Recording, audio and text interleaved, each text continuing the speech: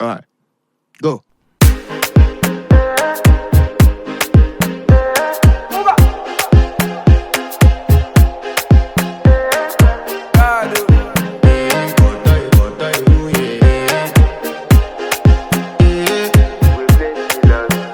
I want to flex my love, I want to impress, and I want to carry my love away to a place she loves.